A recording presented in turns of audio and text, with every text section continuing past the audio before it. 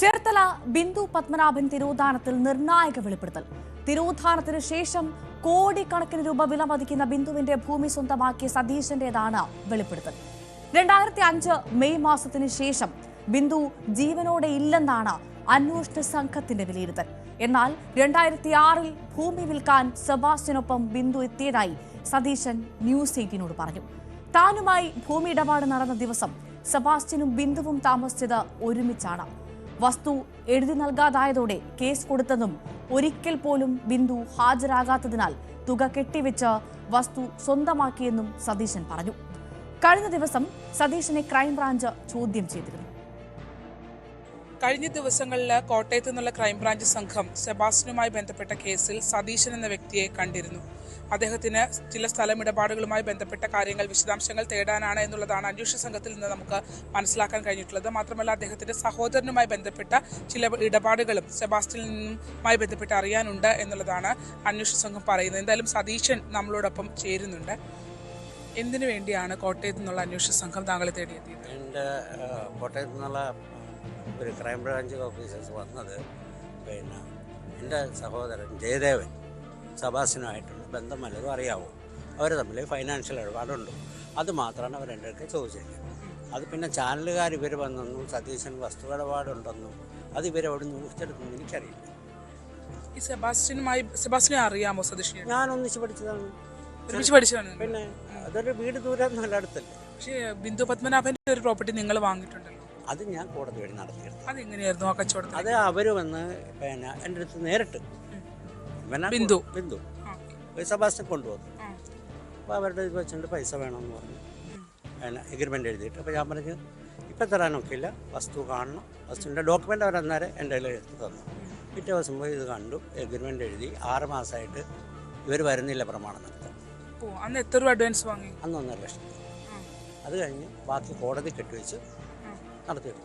സെബാസ്റ്റ്യനോട് ചോദിച്ചില്ലേ ബിന്ദു എവിടെയെന്ന്? കാരണം നിങ്ങളുടെ ഇന്ന് പൈസ വാങ്ങിയിട്ടാണ്. അതിൽ സെബാസ്റ്റ്യനെ ഫോഴ്സ് ചെയ്തുകൊണ്ടാണ് ഈ ബിന്ദു എന്നെ വിളിക്കാൻ കാര്യം.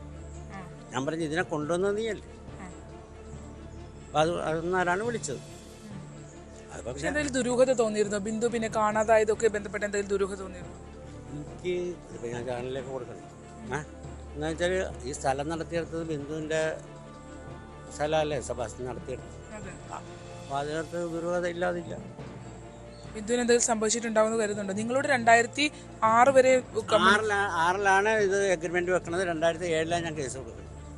2006 അന്ന് വരുമ്പോൾ ഇവര് ഈ നാട്ടിലുണ്ടോ ചേട്ടാ? അത് ഏത് ഈ ബിന്ദു നാട്ടിലുണ്ടോ? അതൊന്നും എനിക്ക് ഇവിടെ വന്ന് എൻ്റെ ലോഡ്ജിൻ്റെ അടുത്ത് വന്നു.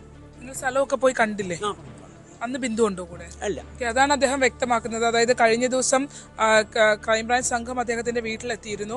താൻ ആ പ്രോപ്പർട്ടി വാങ്ങിയത് മറ്റു രീതിയിലൊന്നുമല്ല, അത് നിയമപരമായ നടപടികൾ പൂർത്തീകരിച്ചാണ്. പക്ഷേ 2007 തന്നെ കാണാനായി ബിന്ദു പത്മനാഭൻ എത്തിയതെന്നുള്ളതാണ് അദ്ദേഹം വ്യക്തമാക്കുന്നത്.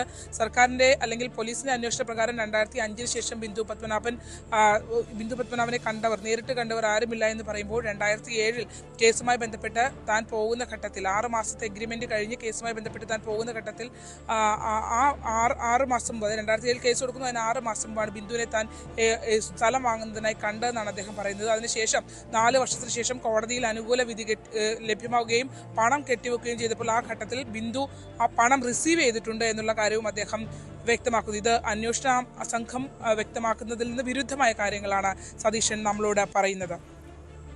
ചേർത്തല പള്ളിപ്പുറത്തു നിന്നും ശരണ്യ സ്നേഹജൻ, ന്യൂസ് 18.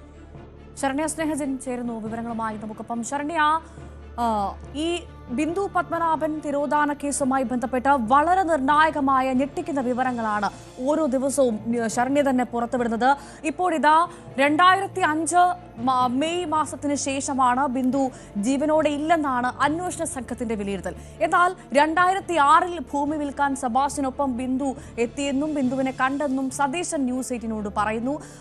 ഈ ബിന്ദു കാണാനില്ല എന്ന് ക്രൈംബ്രാഞ്ച് പറയുന്ന ആ വർഷവും ഇപ്പോൾ ബിന്ദുവിനെ കണ്ടു എന്ന് അല്ലെങ്കിൽ ബിന്ദു തന്റെ അടുത്ത് വന്നു എന്ന് സതീശൻ പറയുന്ന വർഷം തമ്മിൽ ഒരുപാട് വൈരുദ്ധ്യമുണ്ട്.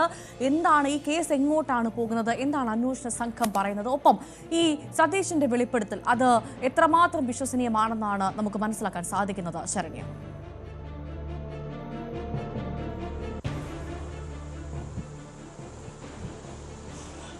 അപ്പോൾ ഒരു കാര്യം ഉറപ്പാണ്, അതായത് ബിന്ദു പത്മനാഭന്റെ തിരോധാനത്തിന് പിന്നിൽ ഒരു ഭൂമാഫിയ ഉണ്ട് എന്നുള്ള കാര്യം നമുക്ക് ഓരോ ഘട്ടത്തിലും ഇതിന്റെ അന്വേഷണത്തിലേക്ക് കടക്കുമ്പോൾ മനസ്സിലാക്കാൻ കഴിഞ്ഞു എന്നുള്ളതാണ്.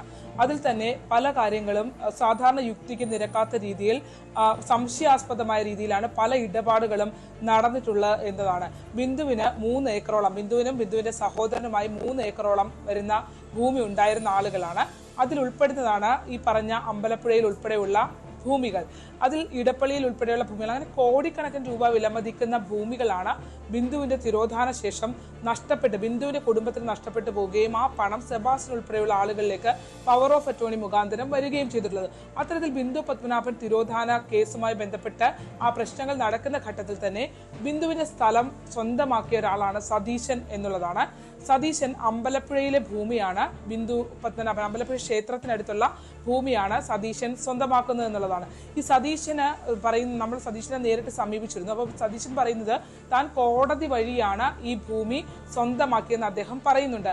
കോടതി വഴി ഭൂമി സ്വന്തമാക്കിയെന്ന് പറയുമ്പോഴും അതിനകത്തുണ്ടായ നടപടിക്രമങ്ങളിലെ പറയുന്ന ദുരൂഹതകളാണ് നമുക്ക് മനസ്സിലാവാത്തത്. അതായത് 2006 ബിന്ദു പത്മനാഭൻ തന്റെ മുന്നിൽ നേരിട്ടെത്തി ആ ഭൂമി ഈ സതീശന്റെ സതീശന് ആ ഭൂമി വിൽക്കുന്നതിനായി എത്തി എന്നുള്ളതാണ് സതീശൻ വ്യക്തമാക്കുന്നത്.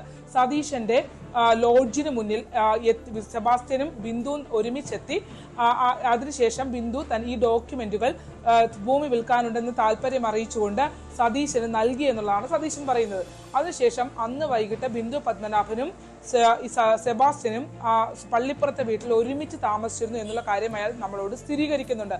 അതായത് പള്ളിപ്പുറത്തെ വീട്ടിൽ പിറ്റേ ദിവസം താൻ ചെല്ലുമ്പോൾ ബിന്ദു അവിടെ ഉണ്ടായിരുന്നു, രാവിലെ ചെല്ലുമ്പോൾ ബിന്ദു ഉണ്ടായിരുന്നു. തലേ ദിവസം സെബാസ്റ്റ്യനൊപ്പം സെബാസ്റ്റ്യന്റെ വീട്ടിലാണ് ഈ ദുരൂഹതകൾ നിറഞ്ഞെന്ന് നമ്മൾ പറയുന്ന ആ വീട്ടിലാണ് ബിന്ദു ഉണ്ടായിരുന്നത്, താമസിച്ചിരുന്നത് എന്ന് തനിക്ക് താൻ മനസ്സിലാക്കി എന്നുള്ളത് അയാൾ സ്ഥിരീകരിക്കുകയും ചെയ്യുന്നുണ്ട്. മാത്രമല്ല അമ്പലപ്പുഴയിലെ പ്രോപ്പർട്ടി കാണാനായി പോയപ്പോൾ ബിന്ദുവിനോട് താൻ വരേണ്ട, സെബാസ്റ്റ്യന്റെ വീട്ടിൽ നിന്നാ മതിയെന്നാണ് താൻ പറഞ്ഞത്. തുടർന്ന് താനും സെബാസ്റ്റ്യനും കൂടി പോയാണ് അമ്പലപ്പുഴയിലെ ഭൂമി കാണുകയും തിരികെ വന്ന ഉടൻ തന്നെ ബിന്ദുവിന് അഡ്വാൻസ് കൊടുക്കുകയും ചെയ്തു എന്നുള്ളതാണ് അദ്ദേഹത്തിന്റെ മൊഴി. മറ്റ് വെരിഫിക്കേഷനോ അല്ലെങ്കിൽ ഈ ആധാരത്തിൽ സ്ഥലത്തിന്റെ പ്രശ്നം, നമ്മളൊരു സ്ഥലം വാങ്ങാൻ പോവുകയാണെങ്കിൽ സ്ഥലത്തിന്റെ പ്രശ്നങ്ങളെ സംബന്ധിച്ചോ അല്ലെങ്കിൽ മുന്നാധാരമോ അത്തരം കാര്യങ്ങളൊക്കെ വെരിഫൈ ചെയ്യും, സ്ഥലത്തിന് എന്തെങ്കിലും പ്രശ്നങ്ങൾ ഉണ്ടോ എന്നൊക്കെ നോക്കും. പക്ഷെ ഇത് എടുപിടിയുന്ന അഡ്വാൻസ് കൊടുത്തു എന്നുള്ളതാണ് സതീശൻ പറയുന്നത്.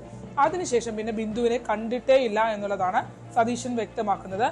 സതീശൻ പറയുന്ന ചില കാര്യങ്ങൾ, അതായത് ഈ അഡ്വാൻസ് തന്ന് കൃത്യം 6 മാസത്തിന് ശേഷം ബിന്ദുവിനെതിരെ സതീശൻ കോടതിയെ സമീപിച്ചു എന്നുള്ളതാണ്. അതായത് അഡ്വാൻസ് കാലാവധി കഴിഞ്ഞിരിക്കുന്നു എന്ന് ചൂണ്ടിക്കാട്ടി 2007 സെബാസ്റ്റ്യൻ കോടതിയെ സമീപിച്ചു സതീശൻ കോടതിയെ സമീപിച്ചു എന്നുള്ളതാണ് അദ്ദേഹം വ്യക്തമാക്കുന്നത്. ആ കോടതിയിൽ ഹാജരായി ഈ ഡോക്യുമെന്റുകൾ ഇനി അതുൾപ്പെടെ പരിശോധിക്കേണ്ടതുണ്ട്. ഈ ബിന്ദുവായി വെച്ച എഗ്രിമെന്റ് എന്നൊക്കെ പറയുന്നത് ഉൾപ്പെടെ പരിശോധിക്കേണ്ടതുണ്ട്. ആ എഗ്രിമെന്റിൽ പ്രകാരം കോടതിയെ സമീപിക്കുകയും കോടതിയിൽ ഒരു ഘട്ടത്തിലും ബിന്ദു ഹാജരാവുകയും ചെയ്തില്ല എന്നുള്ളതാണ്. തുടർന്ന് എക്സ്പാർട്ടി ആവുന്നു. കാരണം എന്താ വെച്ചാൽ പ്രതിഭാഗത്ത് നിന്ന് ആരും എത്തുന്നില്ല എന്നുള്ളതാണ്. അങ്ങനെ ഈ കേസ് സതീശന് അനുകൂലമായി വിധിക്കുകയും ആ ഭൂസ്വത്ത് സതീശന് ലഭിക്കുകയും ചെയ്തു എന്നുള്ളതാണ് സതീശൻ വ്യക്തമാക്കുന്നത്. മാത്രമല്ല ബാക്കിയുള്ള ഭൂമിയുടെ പണം താൻ കോടതിയിൽ കെട്ടിവെച്ചു എന്നുള്ളതാണ് അദ്ദേഹം പറയുന്നത്. അതിന്റെ അടിസ്ഥാനത്തിൽ കോടതിയിൽ ഇതിന്റെ അടിസ്ഥാനത്തിൽ തനിക്ക് ആ സ്ഥലം സ്വന്തമായി കിട്ടിയെന്ന് പറയുന്നു. അതിൽ തന്നെ അദ്ദേഹം പറഞ്ഞൊരു കാര്യമുണ്ട്, ഈ കോടതി വിധി വന്ന് ഈ സ്ഥലം തന്റെ പേരിലേക്ക് സ്വന്തമായ ഉടൻ തന്നെ ഈ കേസ് വാദിച്ചത് ഹരിഹരപുത്രൻ എന്ന അഭിഭാഷകനായിരുന്നു. അദ്ദേഹത്തിന്റെ സഹോദരൻ രാമകൃഷ്ണന് തന്നെ, ഈ അഭിഭാഷകന്റെ സഹോദരൻ രാമകൃഷ്ണന് തന്നെ വിറ്റു എന്നുള്ളത് അദ്ദേഹം നമ്മളോട് പറയുകയും ചെയ്യുന്നുണ്ട്. അതായത് കൈവശം വന്ന ഭൂമി അടുത്ത ഉടൻ തന്നെ സതീശൻ അത് മറച്ചു വിറ്റു എന്നുള്ളതാണ്, തന്റെ കയ്യിൽ നിന്ന് അത് ഒഴിവാക്കി എന്നുള്ളതാണ്. കേസ് വാദിച്ച അഭിഭാഷകന് തന്നെ അത് കൊടുത്തു എന്ന് പറയുന്നത്.